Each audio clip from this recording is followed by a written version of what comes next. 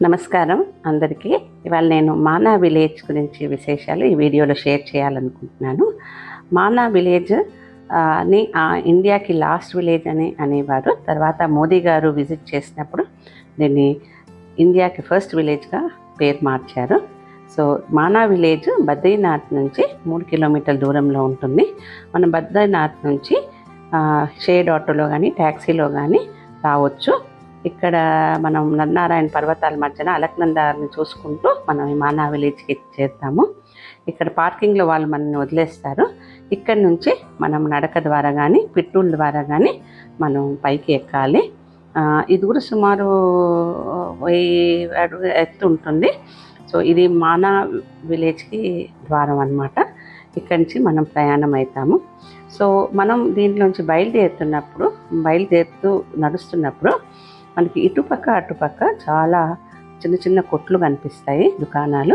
వీటిల్లో ఈ Indo Mongolian tribals ఇక్కడ వీళ్ళు స్వెటర్లు అల్లుతారు, షాల్స్ అల్లుతారు, స్వెటర్స్ చేస్తారు, కార్పెట్స్ చేస్తుంటారు. ఇవి అమ్మి వాళ్ళు వాళ్ళ జీవనాధారం ఇదే అన్నమాట. అయితే దీంతో పాటు వీళ్ళు పాలకూర, మన ఆలుగడ్డని వ్యవసాయం చేసి దాన్ని పండించి అక్కడ బద్రీనాథ్ హోటల్స్కి అమ్ముతుంటారు. వీళ్ళు 6 నెలలు పనిచేస్తారు. 6 నెలలు వాళ్ళు ఇక్కడ నుంచి వేరే వాళ్ళ ఊళ్ళకి వెళ్ళిపోతారు, ఎందుకని ఇక్కడ అంత మంచు కప్పిబడి ఉంటుందని. వీళ్ళు తయారు చేసినవి చాలా బాగుంటాయి. స్వెటర్స్, షాల్స్, కార్పెట్స్ చాలా బాగుంటాయి. అండ్ వీళ్ళు ఇంకా ఏం చేస్తారంటే చిన్న చిన్న రూమ్స్ కూడా కట్టేసి అద్దెకిస్తుంటారు. రోజుకి 500 రూపాయల చొప్పున, 1000 రూపాయల చొప్పున ఇట్లా రూమ్లు కూడా తయారు చేస్తారు.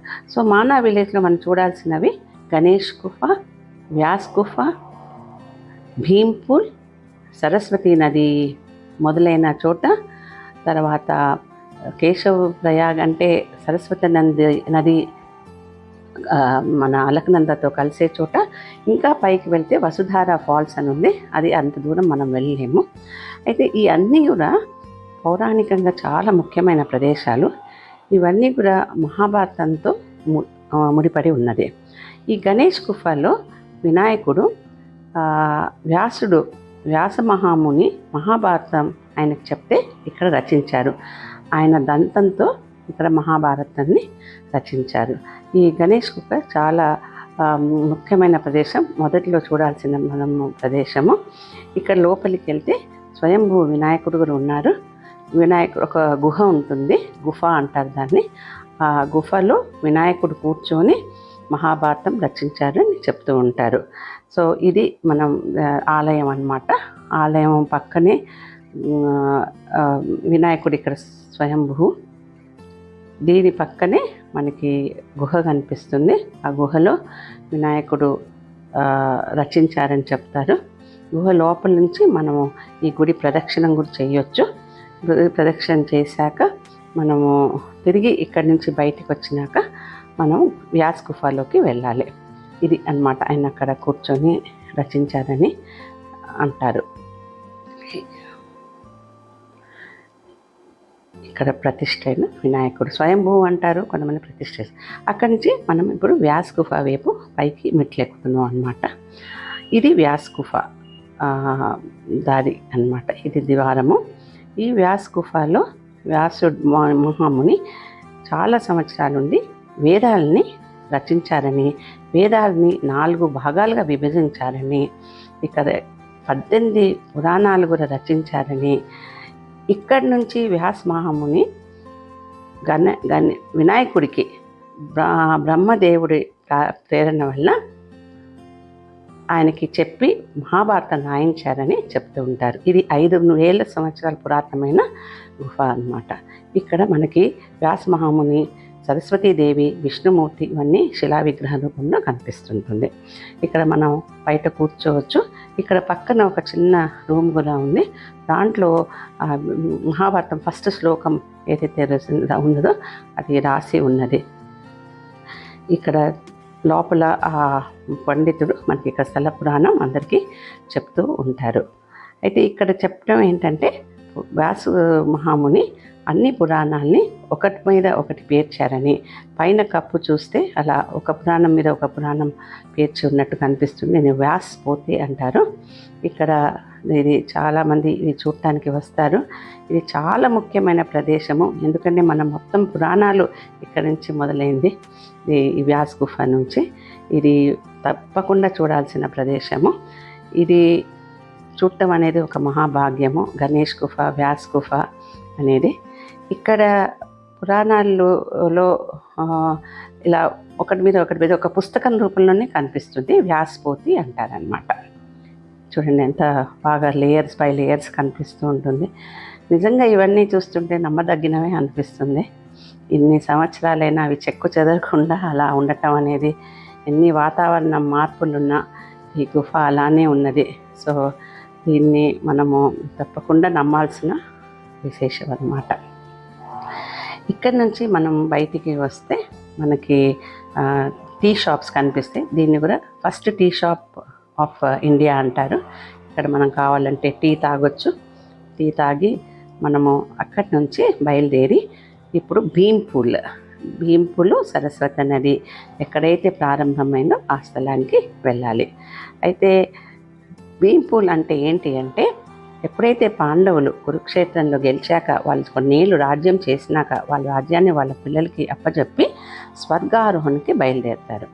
స్వర్గారోహణకి బయలుదేరే దారి మానా విలేజే. ఈ మానా విలేజ్ నుంచి వాళ్ళు ఇక్కడికి వచ్చి సరస్వతి నది దాటం కష్టమైనప్పుడు భీముడు 2 పెద్ద రాళ్ళని ఒక వారధిలాగా కట్టి పాండవుల్ని దాటిస్తారని ఇక్కడ ఒక కథనం. అది దాని మీద భీముడి ఫింగర్ ప్రింట్స్ కూడా ఉన్నాయని చెప్తుంటారు. కానీ మనం అంత దగ్గరగా వెళ్ళి చూడలేము. ఇక్కడ దాని ఒడ్డున ఒక సరస్వతి నది, సరస్వతి అమ్మవారికి ఒక దేవాలయం కూడా కడుతున్నారు. అది రాళ్ల మధ్య నుంచి సరస్వతి నది ప్రవాహం కనిపిస్తున్నది.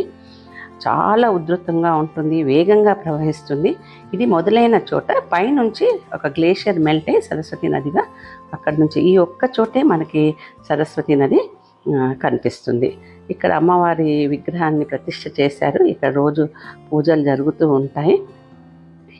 ఇక్కడి నుంచి మనం సరస్వతి నది, భీంపూల్ అవన్నీ కనిపిస్తుంటాయి. ఇది వ్యూ పాయింట్ అన్నమాట. 2 రాళ్ల మధ్య నుంచి సరస్వతి నది ప్రవాహం మీకు కనిపిస్తున్నది. ఇది భీమ్ వారధి అంటారు. దీన్ని భీంపూల్ కానీ భీమ్ వారధి అని అంటారు. ఇలా మనం గుడి దగ్గర నుంచి కానీ వ్యూ పాయింట్ నుంచి కానీ మన సరస్వతి నది ప్రవాహాన్ని చూడొచ్చు. చాలా వేగంగా వెళ్తుంది. ఈ సరస్వతి నది పుణ్య నదుల్లో ఒకటి. అది కూడా పైనుంచి వచ్చి ఇక్కడ ప్రవహిస్తుంటుంది. అయితే చాలా హోరుగా ప్రవహిస్తుంటే ఇక్కడ కథనం ఏంటి అంటే, వ్యాసముని ఎప్పుడైతే మహాభారతం గణేష్కి చెప్తుంటే అది వినిపించక గణేష్ కోపం వచ్చి శపిస్తాడు. ఇక్కడి నుంచి నువ్వు మాయమైపోవాలి, నీకు ఇంతవరకే నీకు ప్రభావం అని చెప్తారు. సో అందుకని ఇక్కడ అలక్నందతో కలిసినాక అది అంతర్వాహిని అయిపోతుంది సరస్వతి నది. సో అందుకనే మనము ఎక్కడ కూడా సరస్వతి నదిని చూడము. దీన్ని last river, last the missing river అంటారు. సో అలా ఈ నది ప్రవాహం అక్కడి నుంచి బయలుదేరి కిందికి వచ్చి అలక్నందతో కలిసి, దాన్ని కేశవ ప్రయాగ్ అంటారు, అక్కడ కలిసి అక్కడి నుంచి అంతర్వాహిని మళ్ళీ త్రివేణి సంఘంలో మనకి అక్కడ గంగా నదితో కలుస్తుంది. అయితే ఈ యాత్రలో మేము యమునోత్రి, గంగోత్రి, సరస్వతి నది అనే 3 పుణ్య నదులు, పవిత్ర నదులు చూసేందుకు మేము ఎంతో పుణ్యం చేసుకున్నాము. ఇది మా పూర్వజన్మ సుకృతం అని అనుకుంటాము. చూడండి ఎంత రోడ్డుగా గంగా నది సరస్వతి నది ప్రవహిస్తుంది. ఇది భీముని, అక్కడి నుంచి గంగా నది ప్రవహిస్తున్నది. అక్కడి నుంచి మనం చూడొచ్చు. అక్కడ ఎంత కోరుగా ఉంటుందంటే మనం మాట్లాడుకునే విశేషాలు కూడా మనకి వినిపించవు. ఇలా మేము సరస్వతి నది ప్రవాహము అది వెళ్ళి అలక్నంద కూడా కలవటం దూరం నుంచి చూసాము. అక్కడికి తిరిగి మా ప్రయాణం మేము మళ్ళీ ఇంటికి వచ్చి బద్రీనాథ్కి వెళ్ళాము. సో ఇది సరస్వతి నది కథ. చూసారా ఎలా ఫ్రెండ్షిప్ ప్రవర్తిస్తున్నారు.